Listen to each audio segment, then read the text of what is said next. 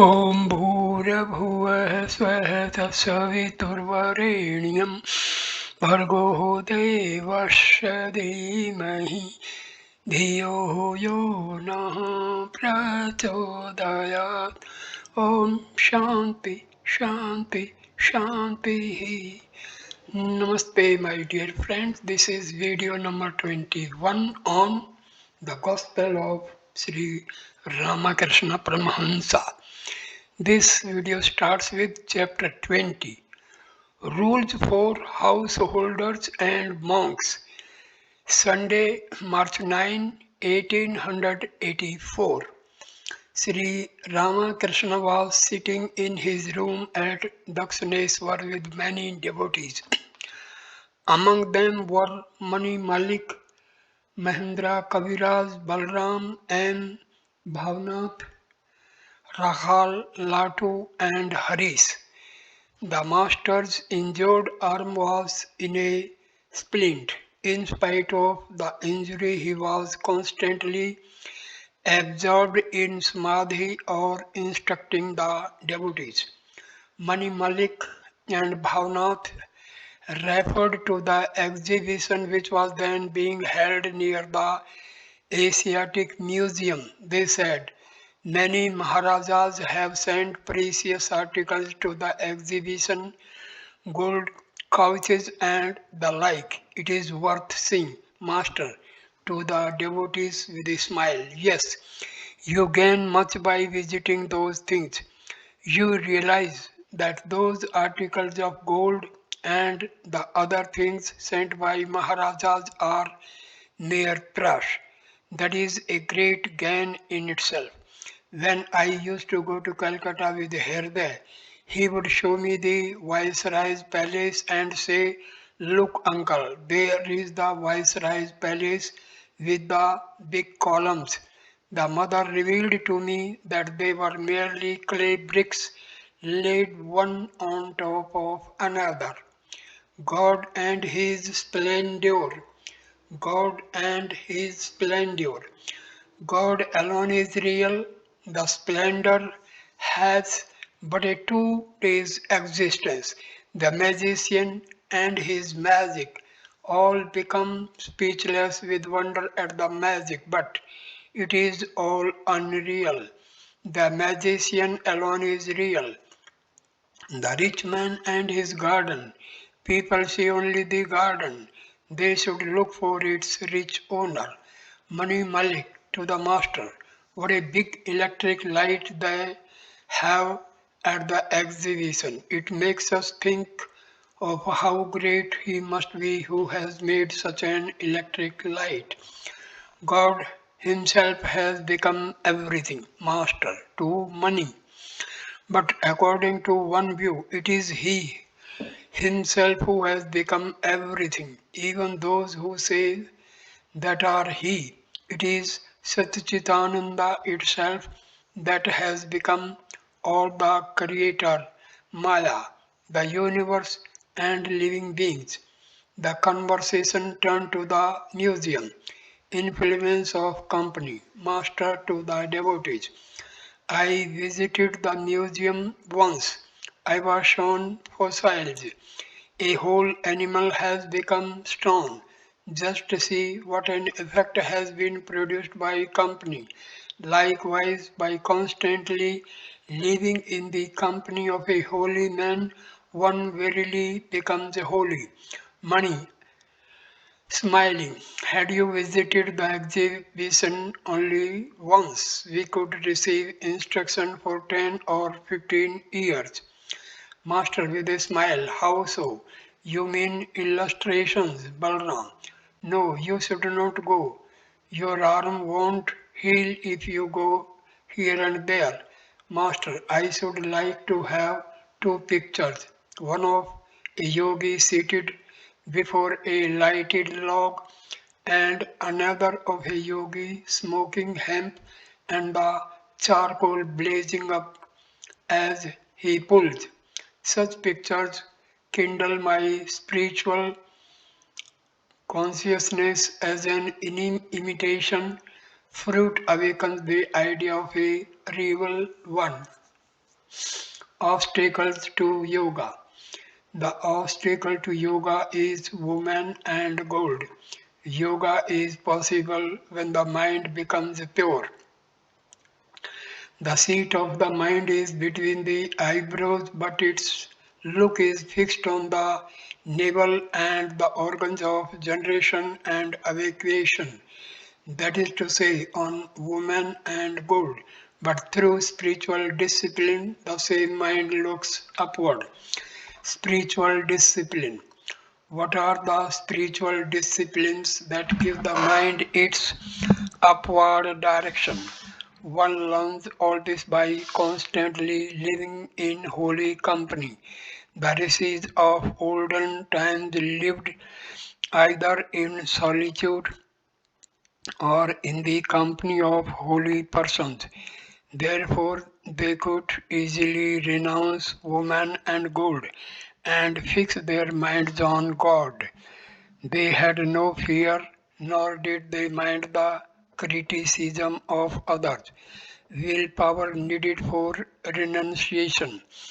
In order to be able to renounce, one must pray to God for the willpower to do so.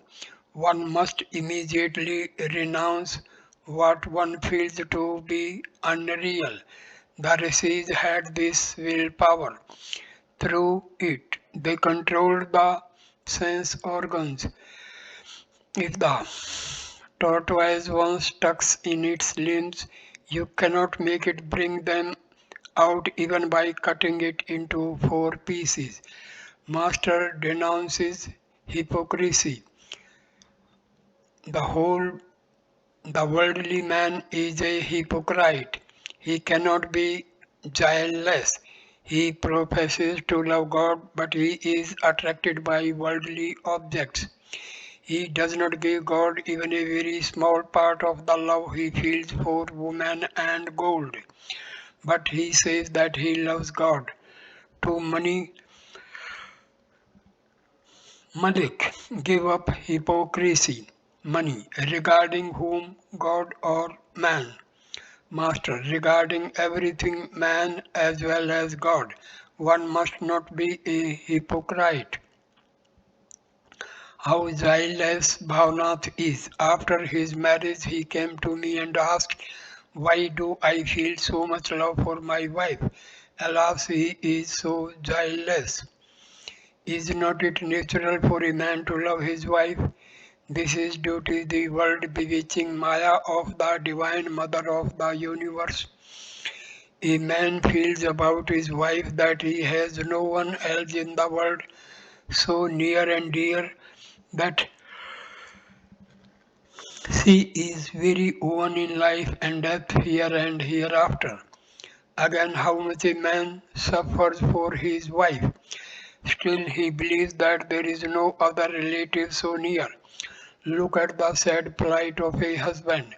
Perhaps he earns 20 rupees a month and he is the father of three children. He has not the means to feed them well. His roof leaks, but he has not the wherewithal to repair it. He cannot afford to buy new books for his son. He cannot invest his son with the sacred thread. He begs a few pennies for his different friends, the ideal of a spiritual family. But a wife endowed with spiritual wisdom is a real partner in life. She greatly helps her husband to follow the religious path. After the birth of one or two children, they live like brother and sister. Both of them are devotees of God, his servant and his handmaid. Their family is a spiritual family. They are always happy with God and his devotees. They know that God alone is their own from everlasting to everlasting. They are like the Pandava brothers. They do not forget God in happiness or in sorrow. The longing of the worldly minded for God is momentary like a drop of water on a red hot frying pan. The water hisses and dries up in an instant.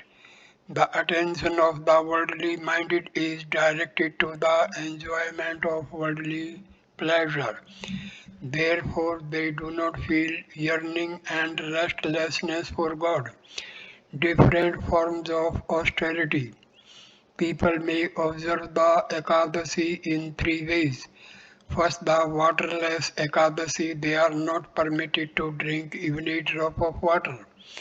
Likewise, an all renouncing religious mendicant completely gives up all forms of enjoyment. Second, while observing the Ekadasi, they take milk and Sundays. Likewise, a householder devotee keeps in his house simple objects of enjoyment. Third, while observing the Ekadasi, they eat luchi and chakka. They eat their fill. They keep a couple of loaves soaked in milk which they will eat later on. A man practices spiritual discipline, but his mind is on woman and gold. It is turned toward enjoyment. Therefore, in his case, the spiritual discipline does not produce the right result. Hazra used to practice much japa and austerity here, but in the country he has his wife, children, and land. Therefore, along with his spiritual discipline, he carried on the business of a broker. Such people cannot be true to their word. One moment they say they will give up fish, but the next moment they break their vow. Is there anything that a man will not do for money? He will even compel a Brahmin or a holy man to carry a load. In my room, sweets would turn bad, still I could not give them away to the worldly minded. I could accept dirty water from others, but not even touch the jar of a worldly person. At the sight of rich people, Hazra would call them to him. He would give them long lectures. He would say to them, "You see, Rakhal and the other youngsters, they do not practice any spiritual discipline. They simply wander about merrily. A man may live in a mountain cave, smear his body with ashes, observe fast and practice austere discipline. But if his mind dwells on worldly objects, on woman and gold, I say, save on him. But I say that a man is blessed indeed who eats, drinks, and roams about, but who keeps his mind free from woman and gold, pointing to Mani Malik. There is no picture of a holy man at his house. Divine feeling is awakened through such pictures. Manilal, yes, there is. In one room, there is a picture of a pious Christian woman engaged in prayer. There is another picture in which a man holds to the heel of faith. Below is an ocean of immeasurable depth. If he gives up his hold on faith, he will drop into the bottomless water. There is still a third picture. Several virgins are keeping vigil, feeding their lamps with oil in expectation of the bridegroom. A sleeping virgin is by their side. She will not behold the bridegroom when he arrives. God is described here as the bridegroom. Master smiling, that's very nice. Manilal, I have other pictures too, one of the tree of faith and another of sin and virtue. Master to Bhavnath, those are good pictures, go to his house and see them. The master remained silent a few minutes. Sin and repentance. Master, now and then I reflect on these ideas and find that I do not like them. In the beginning of spiritual life, a man should think about sin and how to get rid of it. But when, through the grace of God, devotion and ecstatic lover awakened in his heart, then he altogether forgets virtue and sin. Then he leaves the scriptures and their injunctions far behind. Thoughts of repentance and penance do not bother him at all. It is like going to your destination along a winding river. This requires great effort and a long time. But when there is a flood all around, then you can go straight to your destination in a short time. Then you find the land lying underwater deep as a bamboo pole. In the beginning of spiritual life, one goes by a roundabout way. One has to suffer a great deal, but the path becomes very easy when ecstatic love is awakened in the heart. It is like going over the paddy field after the harvest is over. You may then walk in any direction. Before the harvest, you had to go along the winding path, but now you can walk in any direction. There may be stubble in the field, but you will not be hurt by it if you walk with your shoes on. Just so an aspirant does not suffer if he has discrimination, dispassion, and faith in the Guru's words. Rules for concentration. Maninal to the master. Well, what is the rule for concentration? Where should one concentrate, master? The heart is a splendid place. One can meditate there or in the Sahasrara. There are rules for meditation given in the scriptures, but you may meditate wherever you like. Every place is filled with Brahma consciousness. Is there any place where it does not exist? Narayana in Vali's presence covered with two steps the heavens, the earth, and the interspaces. Is there then any place left uncovered by God? A dirty place is as holy as the bank of the Ganges. It is said that the whole creation is the Virat, the universal form of God. Two forms of meditation. There are two kinds of meditation, one on the formless God and the other on God with form. But meditation on the formless God is extremely difficult. In that meditation, you must wipe out all that you see or hear. You contemplate only the nature of your inner self. Meditating on his inner self, Shiva dances about. He exclaims, "What am I? What am I?" This is called the Shiva Yoga. While practicing this form of meditation, one directs one's look to the forehead. It is meditation on the nature of one's inner self after negating the world, following the Vedantic method of neti neti. There is another form of meditation known as the Vishnu Yoga. The eyes are fixed on the tip of the nose, half the look is directed inward and other half outward. This is how one meditates on God with form. Sometimes Shiva meditates on God with form and dances. At the time he exclaims Rama, Rama and dances about. Meaning of Om. Sri Ramakrishna then explained the sacred word Om and the true knowledge of Brahma and the state of mind after the attainment of Brahmajnana. Master, the sound Om is Brahma. The rishis and sages practiced austerity to realize that sound Brahma. After attaining perfection, one hears the sound of this eternal word rising spontaneously from the navel. What will you gain?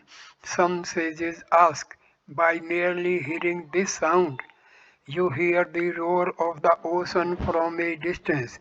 By following the roar, you can reach the ocean. As long there is the roar, there must also be the ocean. By following the trail of Om, you attain Brahma, of which the word is the symbol. That Brahma has been described by the Vedas as the ultimate goal. But such vision is not possible as long as you are conscious of your ego. A man realizes Dharma only when he feels neither I nor you, neither one nor many. Think of the sun and of 10 jars filled with water. The sun is reflected in each jar. At first you see one real sun and 10 reflected ones. If you break 9 of the jars, there will remain only the real sun and one reflection. Each jar represents a jiva. Following the reflection, one can find the real sun. Through the individual soul, one can reach the Supreme Soul. Through spiritual discipline, the individual soul can get the vision of the Supreme Soul. What remains when the last jar is broken cannot be described. Ignorance, knowledge, and supreme wisdom. The jiva at first remains in a state of ignorance. He is not conscious of God but of the multiplicity. He sees many things around him. On attaining knowledge, he becomes conscious that God dwells in all beings. Suppose a man has a thorn in the sole of his foot. He gets another thorn and takes out the first one. In other words, he removes the thorn of ajnana, ignorance, by means of the thorn of jnana, knowledge. But on attaining vijnana, he discards both thorns, knowledge and ignorance. Then he talks intimately with God day and night. It is no mere vision of God. He who has merely heard of milk is ignorant. He who has seen milk has knowledge. But he who has drunk milk and been strengthened by it has attained vijnana. Thus the Master described his own state of mind to the devotees. He was indeed a vijnani. Master to the devotees. There is a difference between a sadhu endowed with jnana and one endowed with vijnana. The jnani sadhu has a certain way of sitting. He twirls his mustache and asks the visitor, "Well, sir, have you any question to ask?" But the man who always sees God and talks to him intimately has an altogether different nature. He is sometimes like an inert thing, sometimes like a ghoul, sometimes like a child, and sometimes like a madman. When he is in samadhi, he becomes unconscious of the outer world and appears inert. He sees everything to be full of Brahma consciousness. Therefore, he behaves like a ghoul. He is not conscious of the holy and the unholy. He does not observe any formal purity. To him everything is Brahma. He is not aware of filth as such.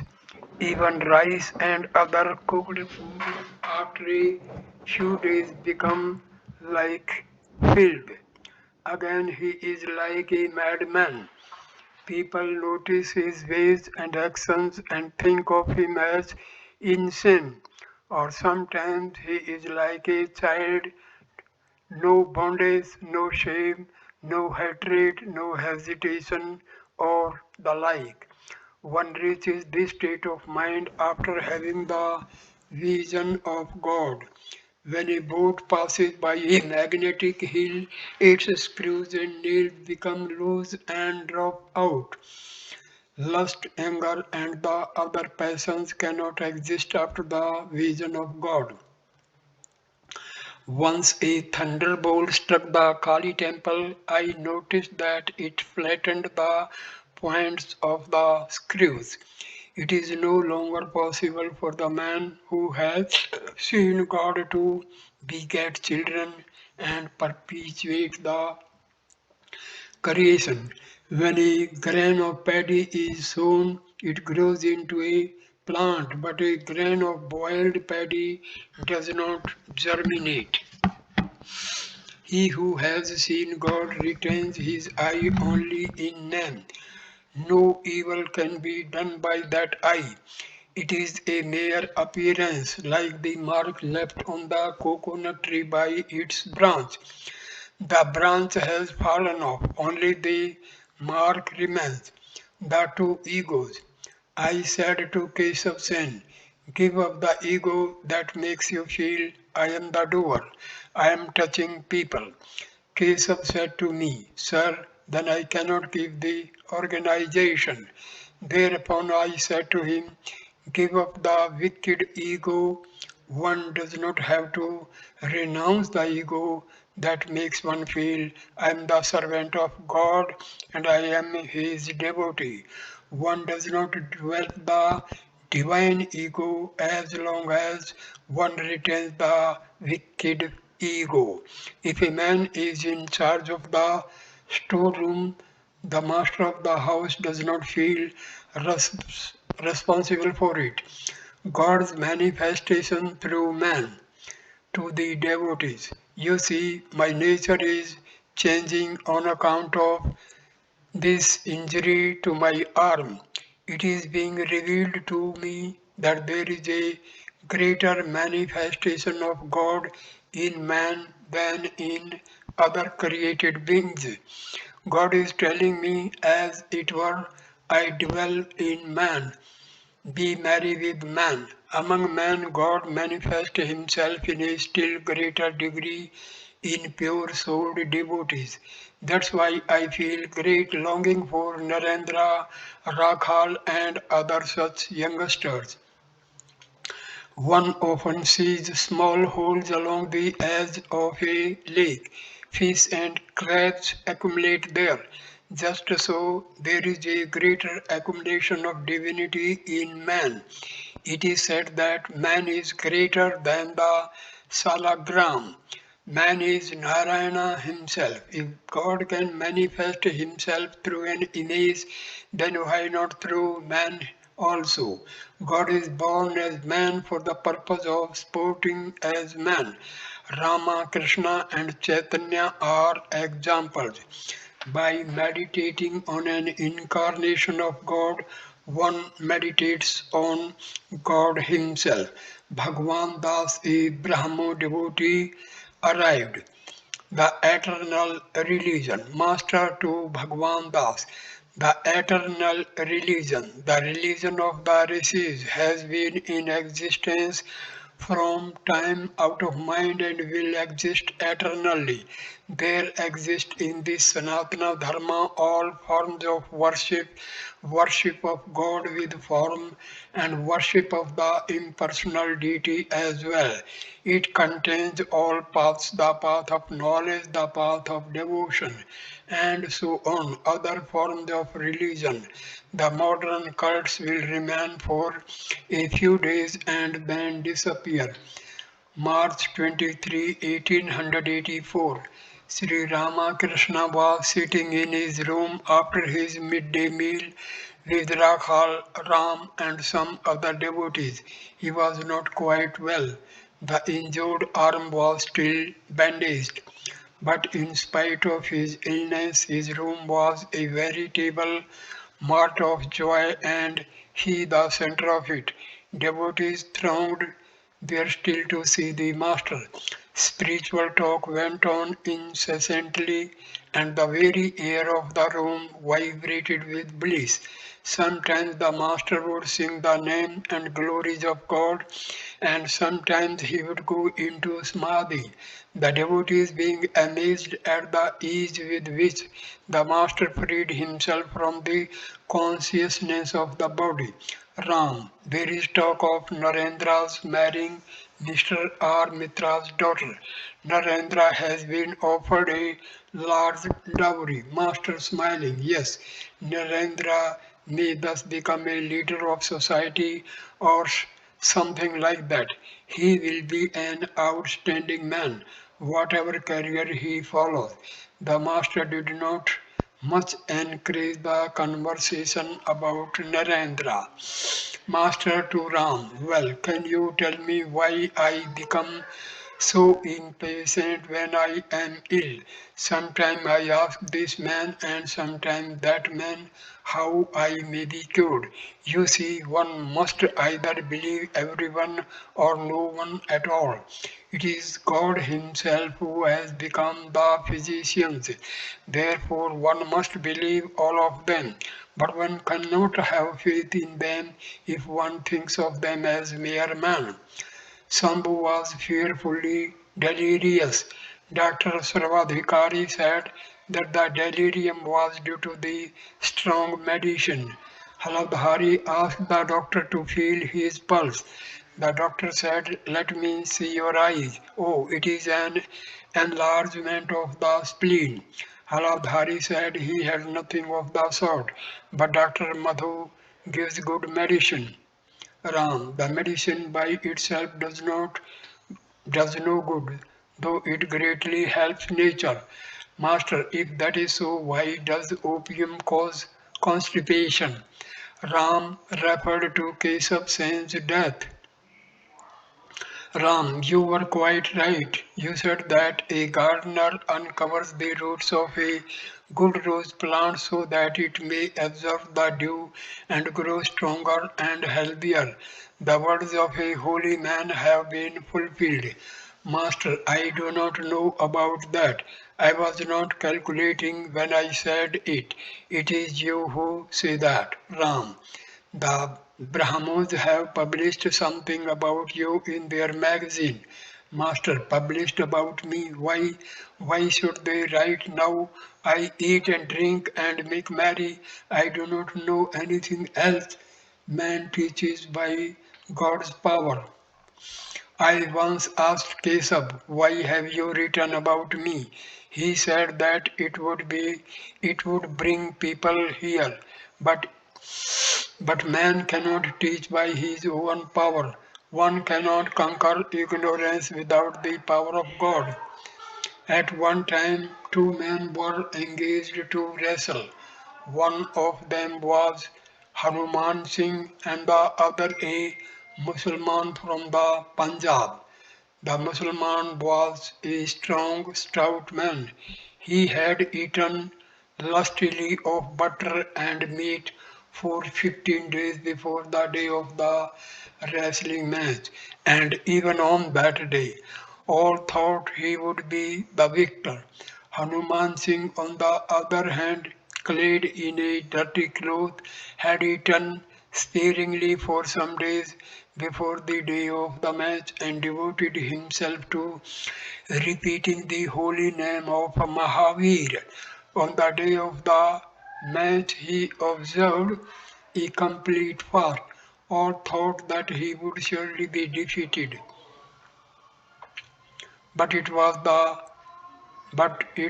he who won, while the man who had feasted for 15 days lost the fight.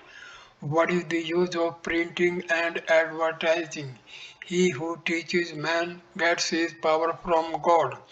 None but a man of renunciation can teach others. I am the greatest of all fools. All laugh. A devotee. Then how is that the Vedas and the Vedanta and many things besides come out of your mouth? Master smiling. During my boyhood, I could understand what the sadhus read at the Laha's house at Kamarpukur although I would miss a little here and there. If a Pandit speaks to me in Sanskrit, I can follow him, but I cannot speak it myself. To realize God is the one goal of life.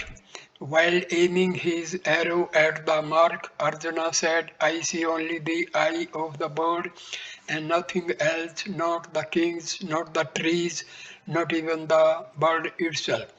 The realization of God is enough for me. What does it matter if I don't know Sanskrit? The grace of God falls alike on all his children, learned and illiterate, whoever longs for him. The father has the same love for all his children. Suppose a father has 5 children. One calls him Baba, some Ba, and some Pa. These last cannot pronounce the whole word. Does the Father love those who address him as Baba more than those who call him Pa? The Father knows that these last are simply too young to say Baba correctly. Since this injury to my arm, a change has been coming over my mind. I have been feeling much inclined to the Naralila. It is God Himself who plays about as human beings. If God can be worshipped through a clay image, then why not through a man? Once a merchant was shipwrecked. He floated to the shore of Ceylon, where Vishnu was the king of the monsters. Vishnu ordered his servants to bring the merchant to him. At the sight of him, Vishnu was overwhelmed with joy and said, Ah, he looks like my Rama, the same human form. He adorned the merchant with robes and jewels and worshipped him. When I first heard this story, I felt such a joy that I cannot describe it. Vaishnavacharan said to me, if a person looks on his beloved as his Ishta, he finds it very easy to direct his mind to God. The men and women of a particular sect at Sham Bazar near Kamarpokar say to each other, whom do you love? I love so and so. Then know him to be your God. When I heard this, I said to them, that is not my way. I look on all women as my mother. I found out that they talked big but led immoral lives. The woman then asked me if they would have salvation. Yes, I said, if you are absolutely faithful to one man and look on him as your God, but you cannot be liberated if you live with 5 men. Ram. I understand that Kedar Babu has recently visited the Karta Bhajad place. Master, he gathers honey from various he gathers honey from various flowers to Ram, Nitya Gopal and the others. If a devotee believes 100% that his chosen ideal is God, then he attains God and sees him. People of bygone generations had tremendous faith. What faith Haldhari's father had. Once he was on the way to his daughter's house when he noticed some beautiful flowers and willow leaves.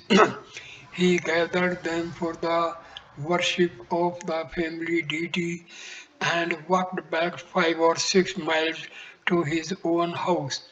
Once a theatrical troupe in the village was enacting the life of Rama. When Kekai asked Rama to go into exile in the forest, Halbahari's father, who had been watching the performance, sprang up. He went to the actor who played Kekai, cried out, You wretch, and was about to burn the actor's face with a torch. He was a very pious man. After finishing his ablutions, he would stand in the water and meditate on the deity, reciting the invocation. I meditate on thee of red hue and four faces, while tears streamed down his cheeks. When my father walked along the lanes of the village wearing his wooden sandals, the shopkeepers would stand up out of respect and say, "There he comes." When he bathed in the Haldar Pukur, the villagers would not have the courage to get into the water. Before bathing, they would inquire if he had finished his bath. When my father chanted the name of Raghuveer, his chest would turn crimson. This also happened to me when I saw the cows at Vrindavan. Returning from the pasture, I was transported into a divine mood and my body became red. Very strong was the faith of the people in those days. One hears that God used to dance then, taking the form of Kali, while the devotees clapped his hands, keeping time. A hut yogi was staying in the hut at the Panchavati. Ramakrishna, the son of Krishna Kishore of Aryadaha, and several other men had become his devotees. The yogi needed 25 rupees a month for his milk and opium, so Ramakrishna had requested Sri Ramakrishna to speak to his devotees about the yogi and get some money. The master said to several devotees, "A hot yogi has come to the Panchavati. Go and visit him, see what sort of a man he is."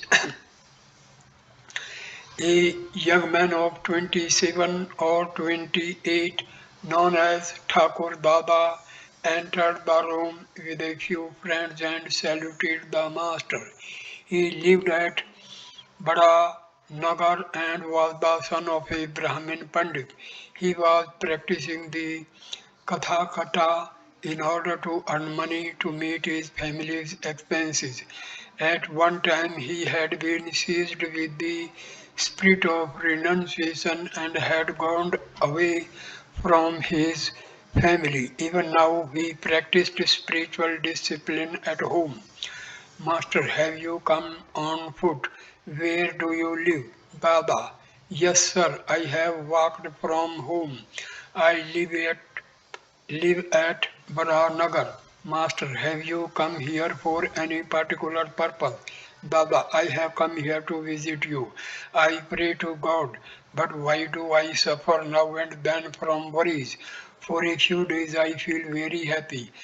Why do I feel restless afterwards?" "Master, I see things have not been fitted quite exactly. The machine works smoothly if the mechanic fits the cogs of the wheels correctly. In your case, there is an obstruction somewhere." "Dada, yes sir, that must be so." "Master, are you initiated?" "Dada, yes sir." "Master, do you have faith in your mantra?" A friend of Thakur Dada said that the latter could sing very well. The master asked him to sing. Thakur Dada sang, "I shall become a yogi and dwell in love's mountain cave. I shall be lost in yoga beside the fountainhead of bliss. I shall appease my hunger for knowledge with the fruit of truth. I shall worship the feet of God with the flower of dispassion. I shall not seek a well to slake the burning thirst of my heart, but I shall draw the water of peace into the jar of my soul, drinking the glorious nectar of thy blessed lotus feet. I shall both laugh and dance and weep and sing on the heights of joy." "Master, ah, what a nice song! Fountainhead of bliss, fruit of truth, laugh and dance and weep and sing. Your song tastes very sweet to me. Why should you worry? Pleasure and pain are inevitable in the life of the world. One suffers now and then from a little worry and trouble. A man living in a room full of soot cannot avoid being a little strained. Baba, please tell me what I should do now. Master, chant the name of Hari morning and evening, clapping your hands. Come once more when my arm is healed a bit. Mahimacharan entered the room and saluted the master. Sri Ramakrishna said to him, Ah, he has sung a nice song, please sing it again. Thakur Dada repeated the song. Master to Mahima, please recite that verse, the one about devotion to Hari. Mahimacharan recited quoting from the Narada Pancharatra. What need is there of penance if God is worshipped with love? What is the use of penance if God is not worshipped with love? What need is there of penance if God is seen within and without? What is the use of penance if God is not seen within and without? Master, recite that part also, obtain from him the love of God. Mahima recited, O Brahma, O my child, cease from practicing further penance. Hasten to Sankara, the ocean of heavenly wisdom. Obtain from him the love of God, the pure love praised by devotees, which snaps in twain the shackles that bind you to the world. Master, yes, Sankara will bestow the love of God, Mahima. One who is free from bondage is the eternal Shiva. Master, shame, hatred, fear, hesitation, these are the shackles. What do you say? Mahima, yes, sir. And also the desire to conceal and shrinking before praise. Signs of knowledge, Master. There are two signs of knowledge. First, an unshakable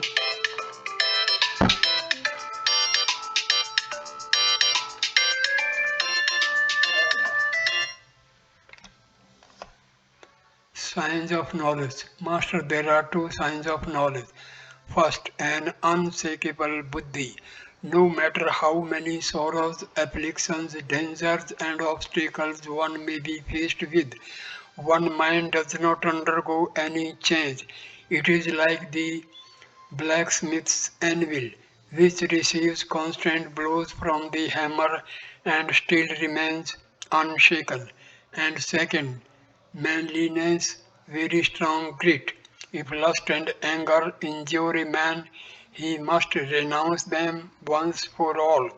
If a tortoise once tucks in its limbs, it won't put them out again, though you may cut it into four pieces. Two kinds of renunciation to Thakur Dada and the others. There are two kinds of renunciation, intense and feeble. Feeble renunciation is a slow process. One moves in a slow rhythm. Intense renunciation is like the sharp edge of a razor. It cuts the boundaries of Maya easily and at once. One farmer labors for days to bring water from the lake to this field. Yeah, yeah.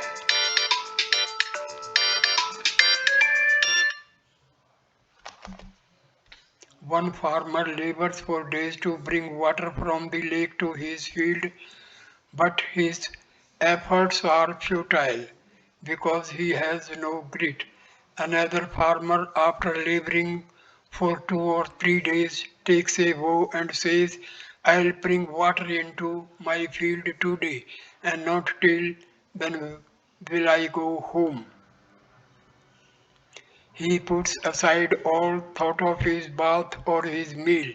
He labors the whole day and feels great joy when in the evening he finds water entering his field with a murmuring sound. Then he goes home and says to his wife, Now give me some oil. I shall take my bath.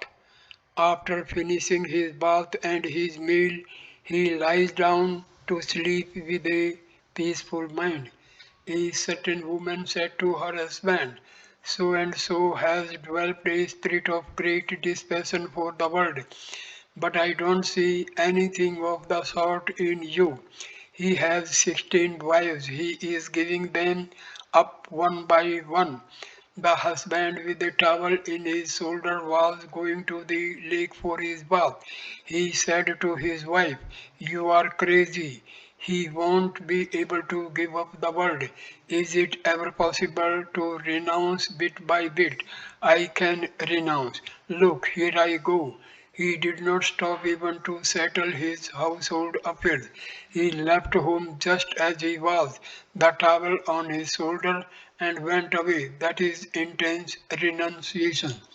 There is another kind of renunciation called Markata Vairagya, monkey renunciation. A man harrowed by distress at home, puts on an ochre robe and goes away to Banaras. For many days he does not send home any news of himself.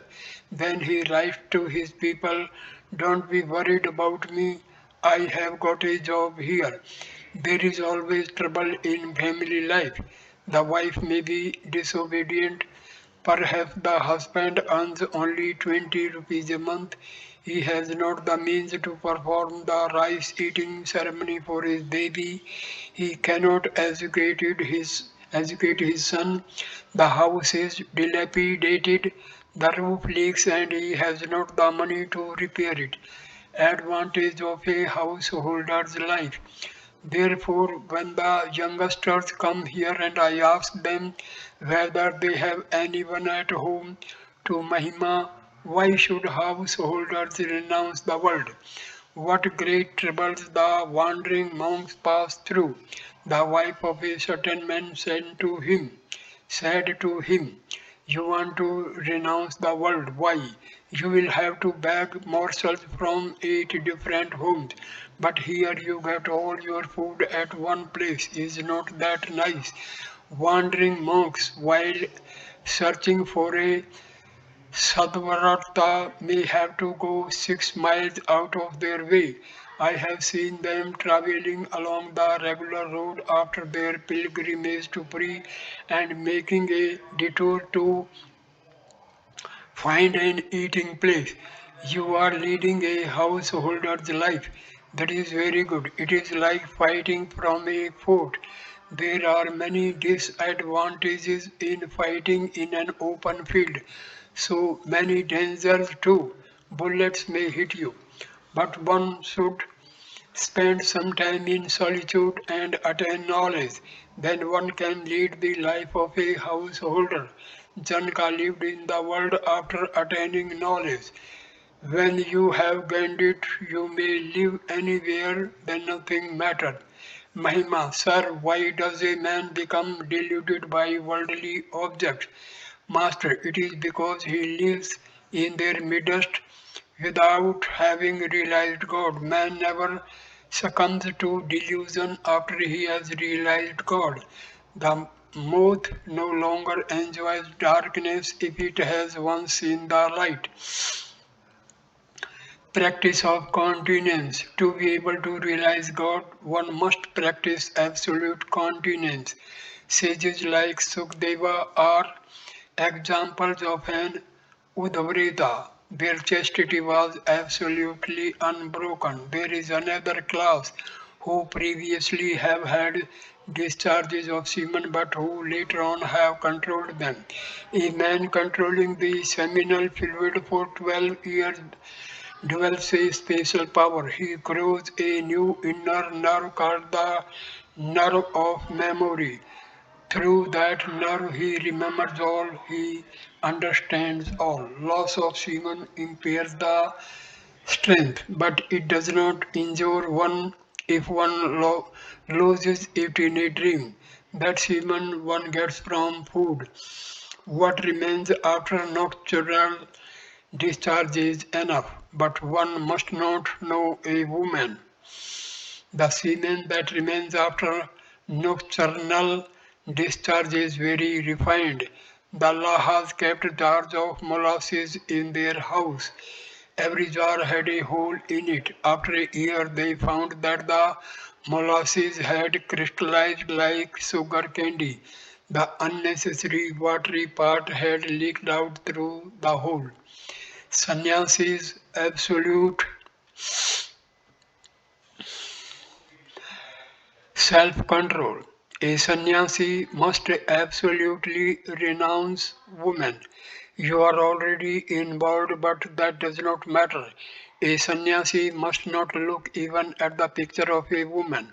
But this is too difficult for an ordinary man. Sa, re, ga, ma, pa, dha, ni are the seven notes of the scale. It is not possible to keep your voice on ni a long time. To lose semen is extremely harmful for a sannyasi. Therefore, he must live so carefully that he will not have to see the form of a woman. He must keep himself away from a woman even if she is a devotee of God. It is injurious for him to look even at the picture of a woman. He will lose semen in a dream if not in the waking state. A sannyasi may have control over his senses, but to see, but to set an example to mankind, he should not talk with women. He must not talk to one very long, even if she is a devotee of God. Living as a sannyasi is like observing the Ekadasi without drinking even a drop of water. There are two other ways of observing the day. You may eat fruit or take luchi and curry. With the luchi and curry, you may also take slices of bread soaked in milk or love.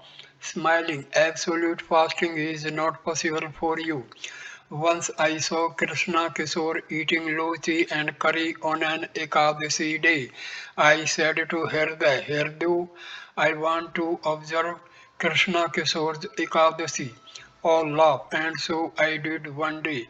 I ate my fill. The next day I had to fast. Laughter. The devotees who had gone to the Panchavati to visit the Hatha Yogi came back. Master, addressing them, well, what do you think of him? I dare say you have measured him with your own tape. Sri Ramakrishna saw that very few of the devotees were willing to give money to the Hatha Yogi. Master, you don't like a sadhu if you have to give him money. Rajendra Mitra draws a salary 800 rupees a month. He had been to Allahabad to see the Kumbh Mela. I asked him, well, what kind of sadhus did you see at the fair? Rajendra said, I did not find any very great sadhu there. I noticed one, it is true, but even he accepted money. I say to myself, if no one gives money to a sadhu, then how will he feed himself? There is no collection plate here, therefore all come. And I say to myself, alas, they love their money, let them have it. The master rested a while. A devotee sat on the end of the small couch and gently stroked his feet. The master said to him softly, that which is formless again has form. One should believe in the forms of God also. By meditating on the Kali, the aspirant realizes God as Kali. Next, he finds that the form merges in the indivisible absolute. That which is the indivisible Satchitananda is verily Kali.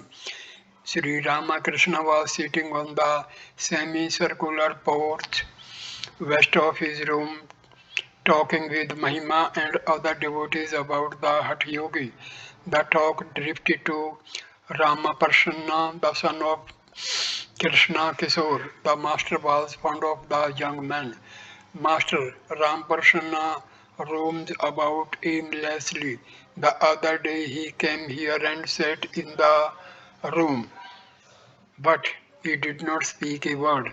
He pressed the nostrils with his fingers, practicing pranayama.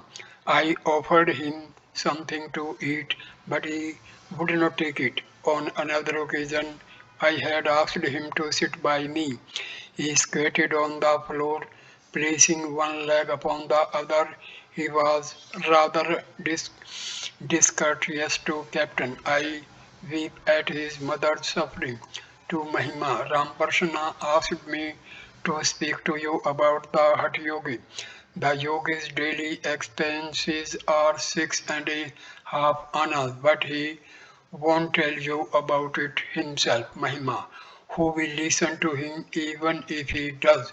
Mani, son of Panihati, entered the room with several friends, one of whom was a physician. Mani asked the master about his injured arm. The doctor did not approve of the medicine prescribed by Pratap Mazumdar. The master said to him, "Why should you say that? Pratap is no fool." Suddenly Latu came out. "Oh, the medicine bottle has dropped and broken." It was not yet dusk. The master, seated on the couch, was talking to M. Mahimacharan was on the semicircular porch, engaged in a loud discussion of the scriptures with the physician friend of Manisan. Sri Ramakrishna heard it and with a smile said to M, "There he is delivering himself."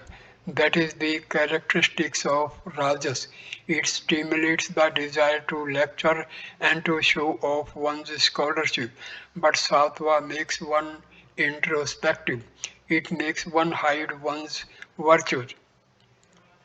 But I must say that Mahima is a grand person. He takes such delight in spiritual talk. Adhar enters the room Adhar entered the room, saluted the master, and sat by M's side. He had not come for the past few days. "Master, hello, why have why have not you come all these days?" "Adhar, sir, I have been busy with so many things. I had to attend a conference of the school committee and various other meetings."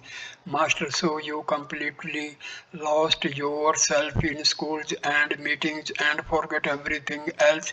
"Adhar, everything else was hidden away in a corner of my mind." "How is your arm?" "Master, just look. It is not yet healed. I have been taking medicine prescribed by Pratap."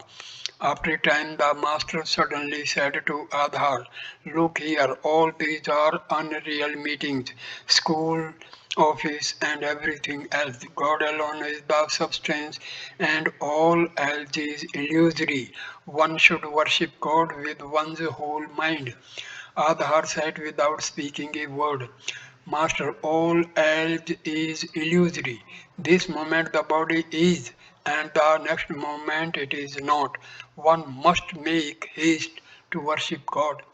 But you don't have to renounce everything. Live in the world the way the tortoise does. The tortoise roams about the water but keeps its eggs on land. Its whole mind is on the eggs." What a nice state of mind Captain has developed. He looks like a rishi when he is seated to perform worship. He performs the arti with lighted camphor and recites beautiful hymns. When he rises from his seat after finishing the worship, his eyes are swollen from emotion as if beaten by ants. Besides, he always devotes himself to the study of the sacred books such as the Gita and the Bhagavata. Once I used one or two English words before him and that made him angry. He said English educated people are profane.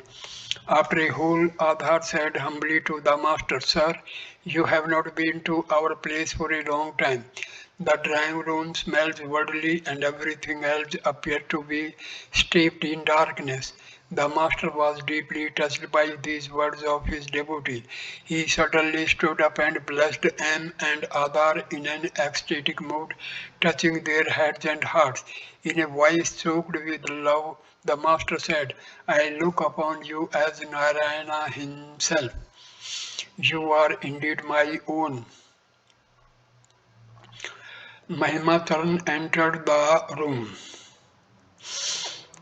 Master to Mahima, what I said about aspirants practicing continence is true. Without chastity, one cannot assimilate these teachings. Once a man said to Chaitanya, you give the devotees so much instruction. Why don't they make much progress? Chaitanya said, they dissipate their powers in the company of women.